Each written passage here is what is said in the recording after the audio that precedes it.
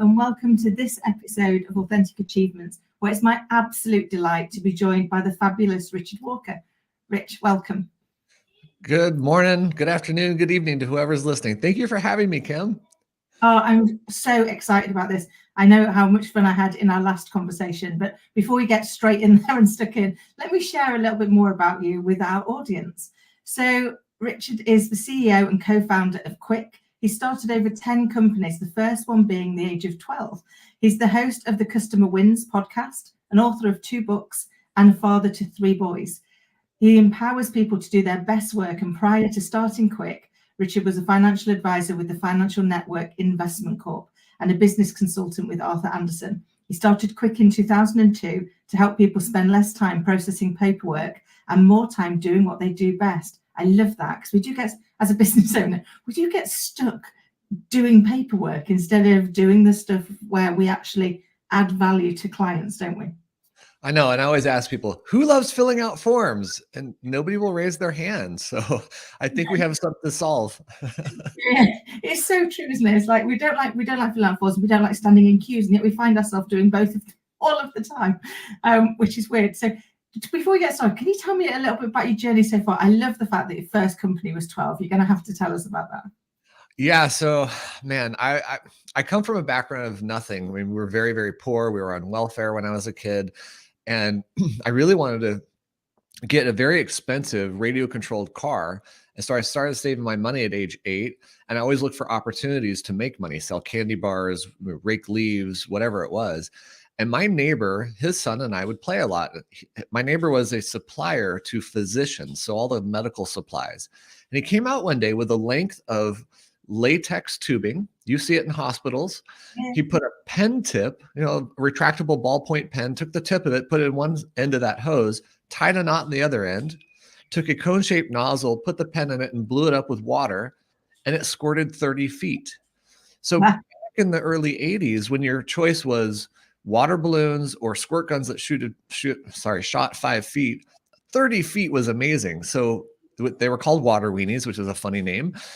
And at the end of us playing, he took them back. And I'm like, well, wait a minute. All the other kids in the neighborhood want it. Well, I knew he had in his shed a roll of this tubing. And I said to him, how much for that roll of tubing? And he told me a price. I ran home, broke open my piggy bank, gave him the money.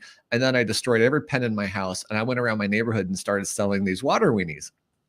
Sold out in a day. Went back, bought another 25 feet of tubing, sold out in a week.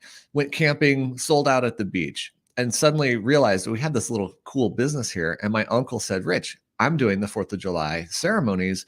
I'm running the whole event. If you want to have a booth, I'll get you a booth. So then I went, I made enough money that first summer to buy the RC car that I wanted. It was a $300 car back then. It's like $1,200 today. And then my uncle says, hey, I can get you this booth. And I go to my neighbor and say, how much for 1,000 feet of tubing? And he says, $300. Well, I spent my $300. And the best thing is I went to him and said, would you trade me the 1,000 feet of tubing for my car for your kid's birthday? And he did it. Wow. So now I had all the tubing I needed. I wrote a letter to the Scripto pen company saying, hey, I'm doing a project.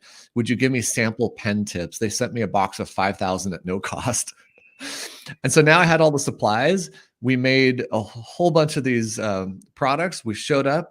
By 7 a.m., we started selling. By 1 p.m., we sold out.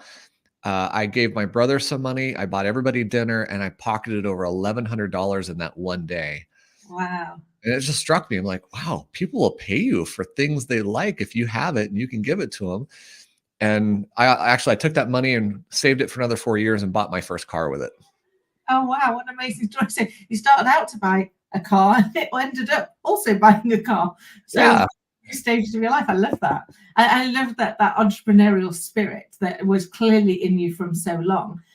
But is that what made you want to be an entrepreneur? What drives you to succeed? I would say it's a couple things. One is that experience we had of being very poor taught me a lot of things about what money is or what money isn't. And it gave me this kind of hunger and thirst for, I don't want to be poor. I want to have more in life. And Kim, I'll tell you a simple story. I remember being about 5 years old, going to a laundromat with my mom, seeing a woman drive up in a very nice car. It was a Mercedes. I loved cars, so I was into that. She comes into the back of the laundromat, puts coins in a vending machine and pulls out a soda can and then leaves.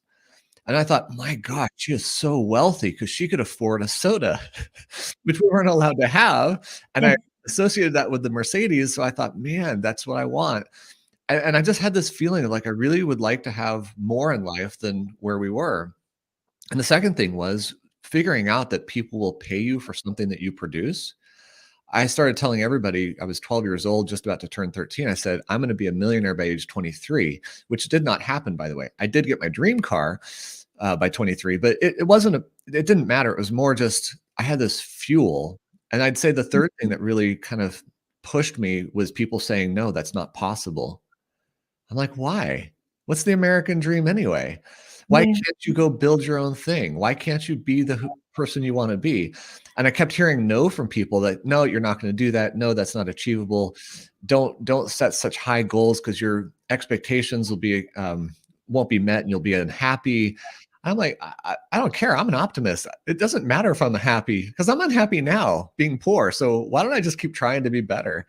Yeah. Yeah, I'd say those three things really struck me and have driven me for a long time.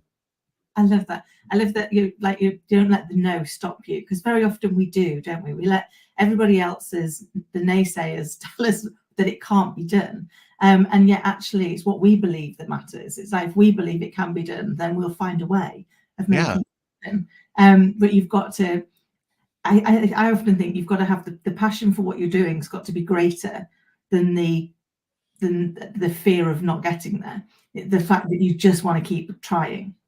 You know, that's actually the nature of change. I wrote a book on change and how to create change for yourself. And one of the things I say to people is you have to have a motivational desire, a desire stronger than the cost of the pain to stay the same, the pain to keep doing what you've been doing. You have to have a drive that's bigger than that. And that's why people fail out of the gym after the first 3 weeks of the year. Their pain is, whatever. They're not willing to go past it. But to me, it's the same thing. You have to be willing to accept the no's and the failures and the bumps in the road and just keep pushing and pushing because you have a bigger vision of what you want to get to. I love that. And it's so true, because actually when, I often think life only really makes sense in the rearview mirror. And when I look back at things, go, that's why that happened. Or I know because of that. Whereas at the time when you're going through them, they don't always make a lot of sense. And I guess in business, it doesn't always go swimmingly, does it? Could you tell us about a time when it hasn't gone so well and actually how you overcame that? How many times would you like to hear about?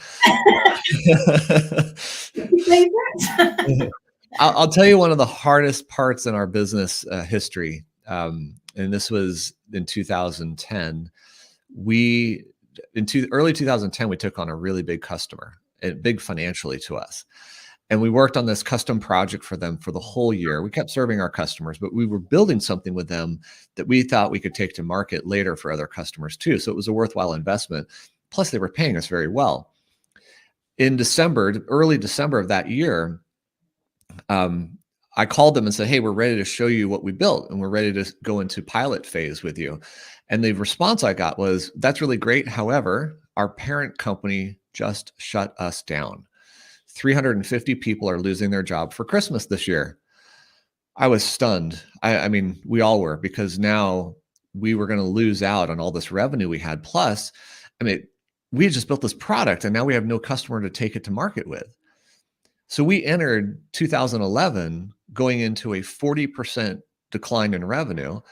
And then another customer, a really big customer, quit at the same time. And it was just the life cycle. They'd been with us for 6 years. It was just the life cycle. So suddenly I'm facing a 45 to 50% decline in revenue. How do you overcome that? Yeah.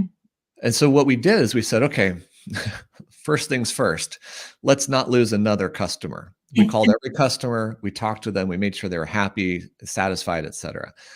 Second, we said, how are we going to save money? Because we have to. We had to cut staff, which was terrible.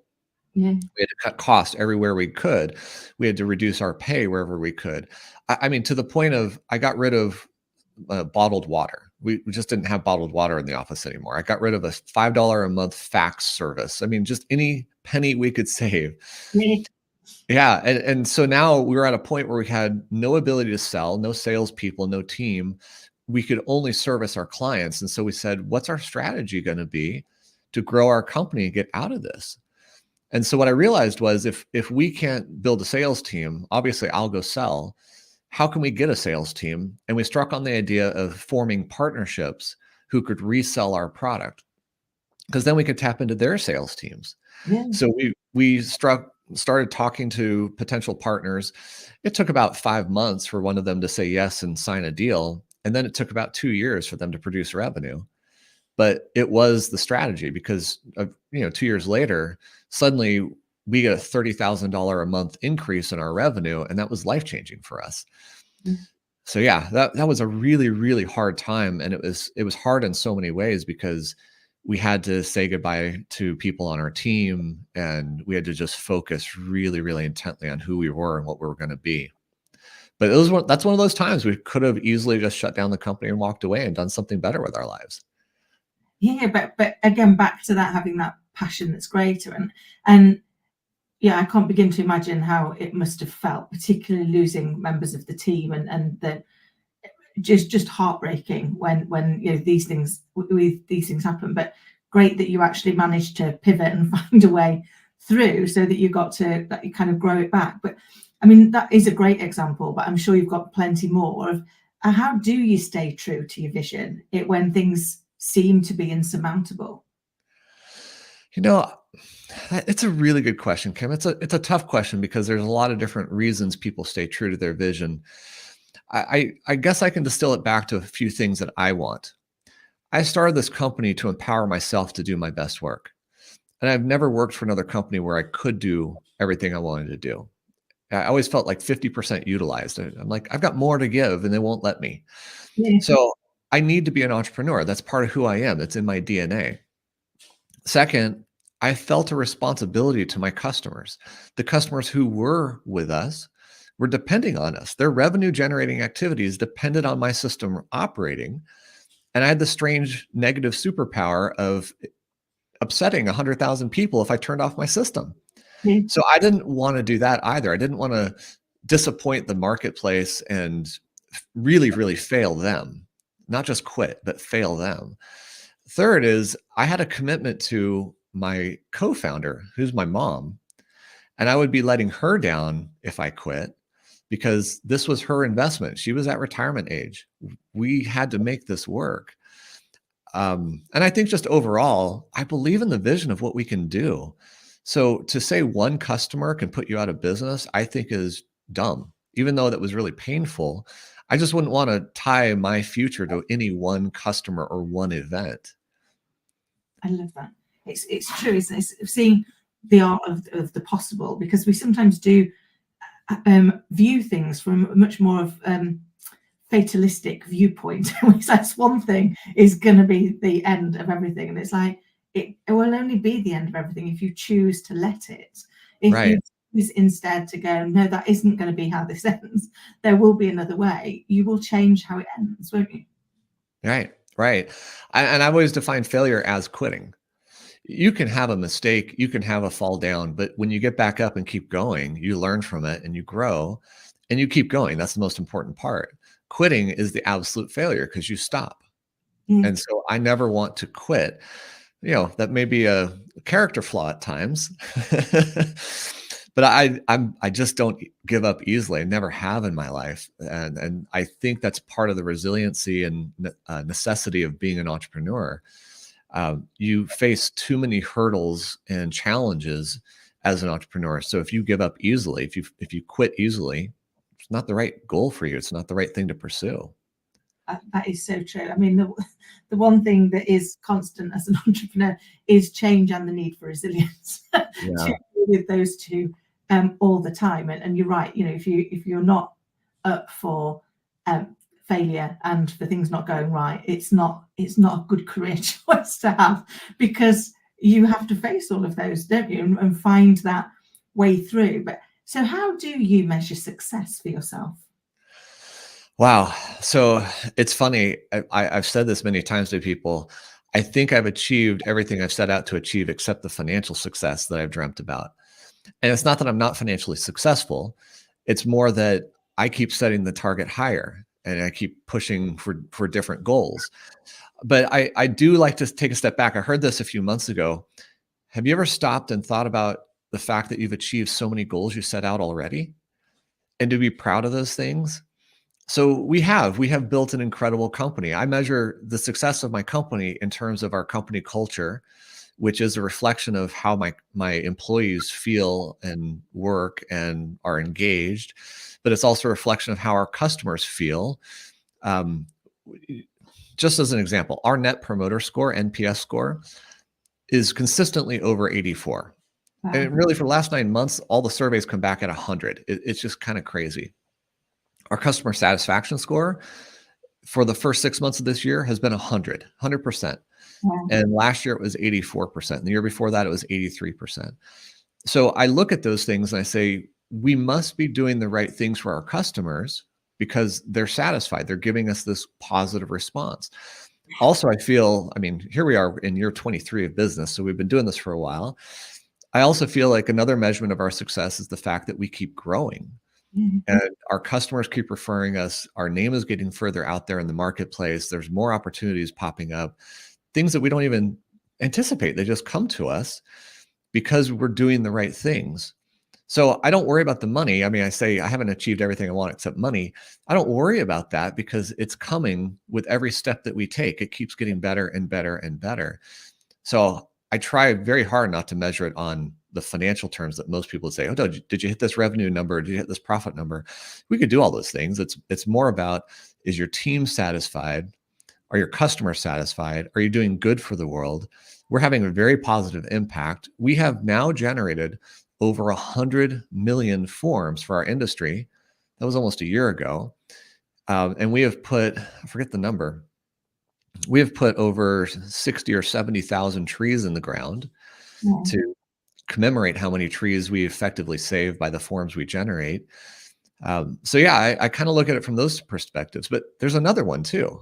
Entrepreneurs are notorious for working too much. And a few years ago, I got to a point where I worked 25 hours a week very effectively with my team. I've since increased it because I started my podcast. There's other things I'm doing. We launched a new product, but I honestly don't work over 40 hours a week ever. And here's the contrary to that. For the first 12 years of this business, I worked 80-hour weeks. I really overworked myself. And I learned the hard way that hard work is not just the answer. In fact, I was doing a lot of things that weren't necessary because I thought if I work more hours, I'll be more successful.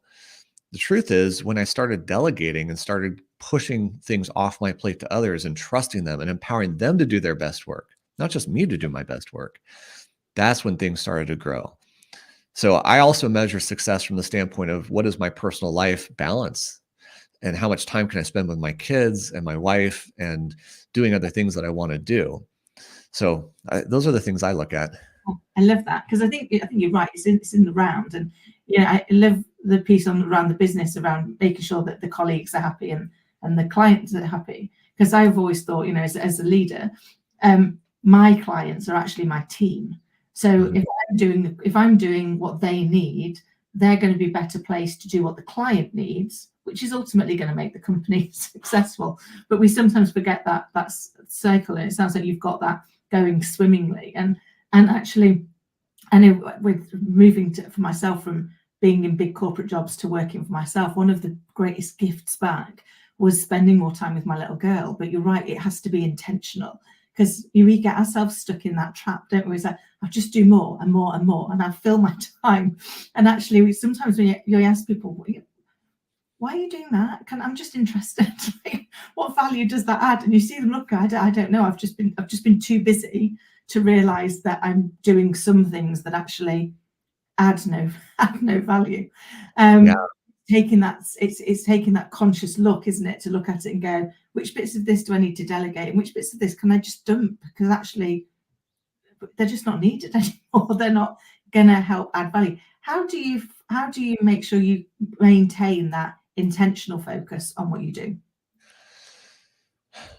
I think it's my role is to set the vision for the company. And I do set that vision. And every year we talk about the theme for this year. and what our goals are for this year. And I have every person on the team set their own goals and we review them. This year we didn't do it publicly as much, but they're all available for everybody to read. And we talk about what we did well last year that we want to keep doing. So for myself, it's really, I mean, I wake up every day, start my day with what's the one thing I'm going to achieve today? What's the one thing I have to get done? And I look at the week the same way. I align my company that way. Every Monday morning, we have an all team meeting. We call it the stand and deliver meeting. What do I have? I have 8 or 9 people who report, and we usually finish the meeting within 20 minutes. So this is not a long meeting. Yeah. Everybody says, here's what I was doing last week. Here's what I'm doing this week. Here are some challenges or blockers that are coming up, like team members aren't going to be here, whatever. It's really great for everybody to hear about what's going on in the company and what people are working on.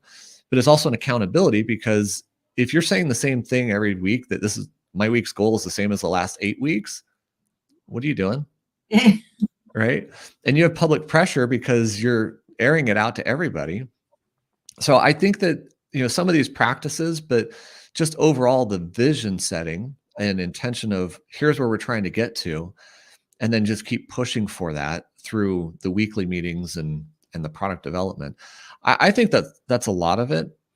But I guess also, I personally, I've always had really big goals. I've often joked I have enough ambition for the whole company.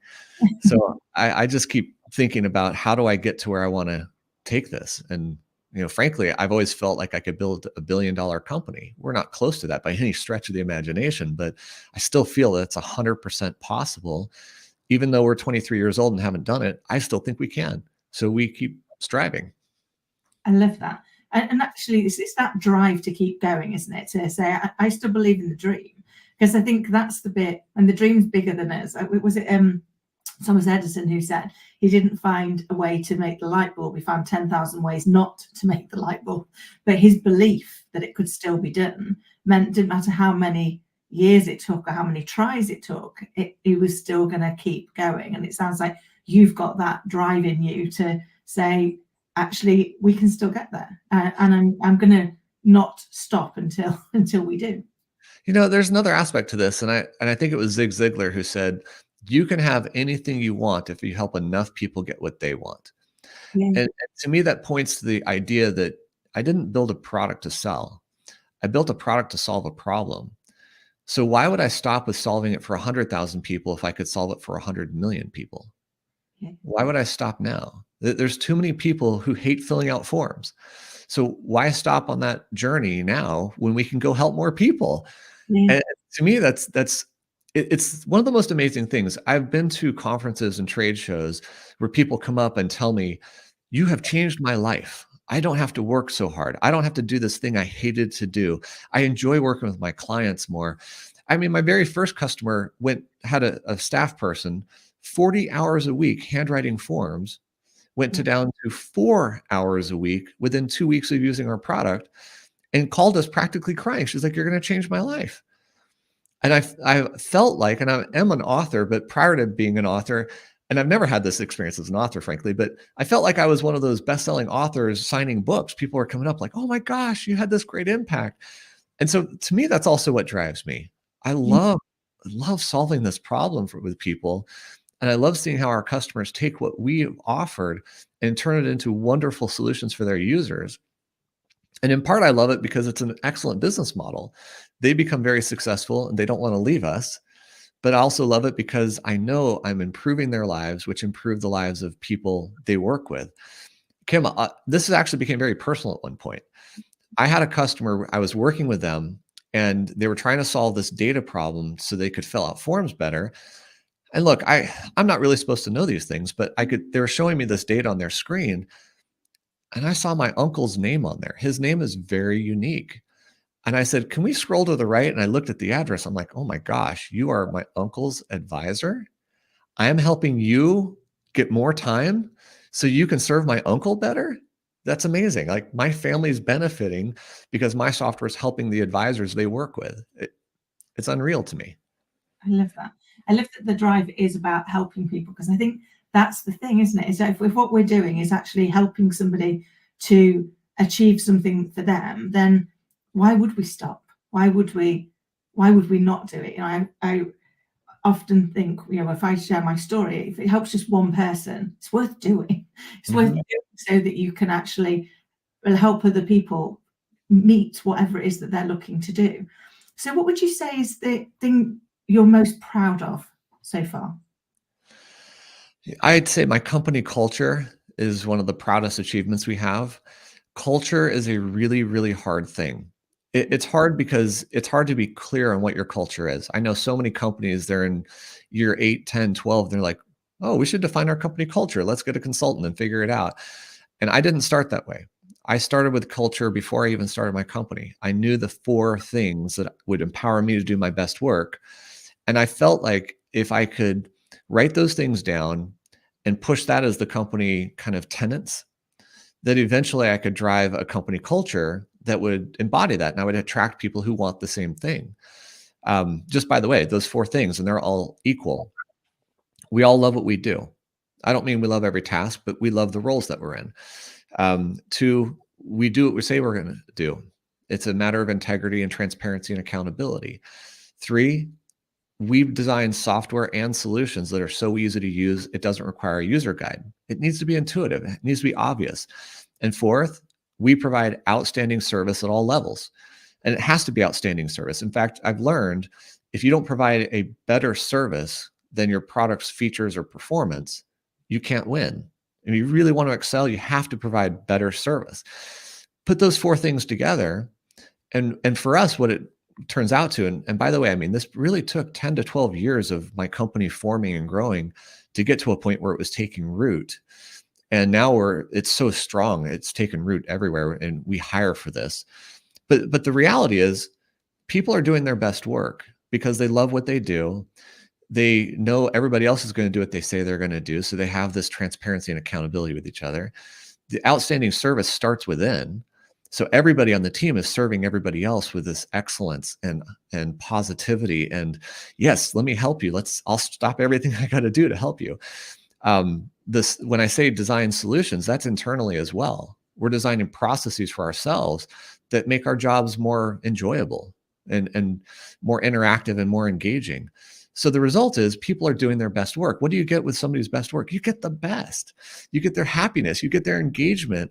So I have a highly engaged, highly productive team. And the majority of them, I would say 9 out of 10 of them at least, will tell you, if you ask them, this is the last company they want to work for. I mean, what better thing can you have? So to me, that's one of the best accomplishments, is that this vision I had about company culture has actually taken root, turned into reality, and is a bedrock foundation for my company. I love that. What a great achievement as well, because that impact, we know if we're happy at work, we're happier everywhere else as well, because we have to go to work. But if we can love what we're doing and be happy and feel valued while we're doing it, then actually it feels less like work. It feels more joyful, and you change the energy, don't you, around yourself and around everybody that comes into contact with you. So for you to have created that for your people and all the people that they then serve is an amazing achievement. I can see why you'd be really proud of that. Well, and I think this is why we get such high ratings from our customers, because they feel it. And we've had 3 different outside companies do surveys of our market. They talk to customers and prospects. And every single time, and we did that over 12-year period, 3 different times, every single time the surveys come back reflecting our company culture. We hear comments like, oh, we love working with Quik because they're so fun. Or we can always count on them to get things done. Or, man, their products are so easy to use. Like, the training is super easy. We don't even have to do training most of the time. And the same thing with the service. Like, we know we're going to get excellent service when we talk to them. They're the ones who pick up the calls. They're the ones who actually follow through. They're the ones that show up at 2:00 because they said they would. All those types of things are a reflection of our company culture, which then makes me argue something that I don't know that everybody argues. When people talk about brand, I love how some other people have said it.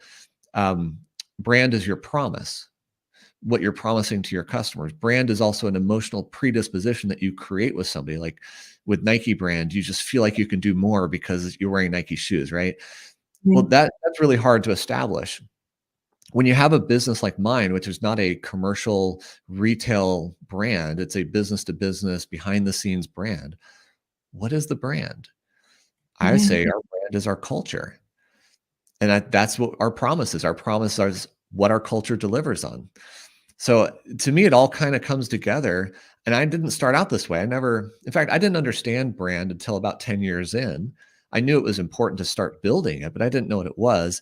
And I'd argue I really didn't correlate brand with culture until about a year ago, because I Yeah. started to see the effects of it. I love that, because it is true. Our brand is in everything that it is what we promise, and whether or not we live up to that promise is going to impact everything that we do. And clearly, with what you're doing, that is underpinning your promise to your people, is also your promise to your customers, and that's why they're aligning so beautifully. Yeah. If there was anything, if you could go back and give your younger self some advice, what would it be?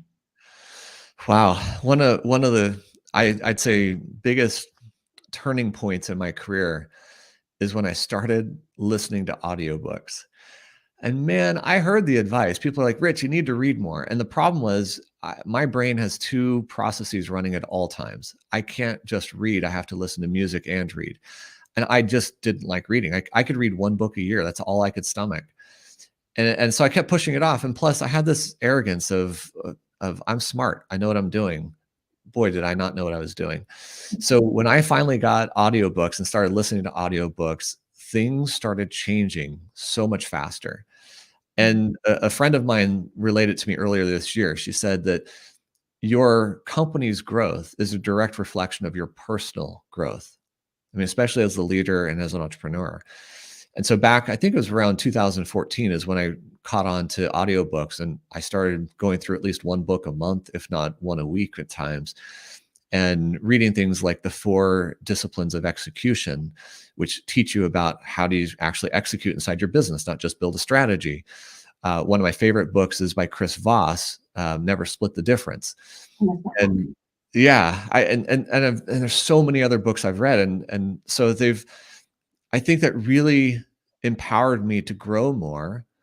And I wish I had done that earlier. So even though I heard the advice, I would somehow try to get my head wrapped around it sooner if I could have. Oh, I love that. And I'm an avid audiobook reader. I do mine on the dog walk every day, because it's like I can fit a good half an hour and walk the dog, enjoy nature, and learn something at the same time. Whereas before I was always in the, oh, I'll schedule in some time. Well, that never happened. But audiobook books, you can take them wherever you go. They go with you. So I love that. Great advice. I could literally chat to you all day, but I am conscious of time. So how can people get in touch with you? We'll make sure it's all in the show notes, but what's the best way people can reach out? So you can find me on LinkedIn. I'm the Quik Forms CEO. If you want to email me, that's fine. It's rwalker@quikforms.com, QUIKFORMS.com. And look, I'll tell you this about LinkedIn. I have a kind of a basic rule. If you want to connect with me, send me a personal note.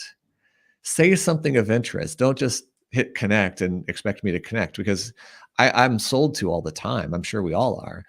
But if you really want to talk to me, I love to talk to people. In fact, my second book, which we didn't talk about, is How to Get the Job That You Love and Deserve and Perform Your Best In. I give it away for free. Just connect with me and ask for it, and I will send it to you. That's awesome. Rich, it has been a delight, as it always is. Thank you so much for sharing such insight and such great stories with me and with the audience. And I look forward to our next conversation. Kim, me too. Thank you so much for having me today. This was a lot of fun, and I appreciate it. Pleasure. You take care.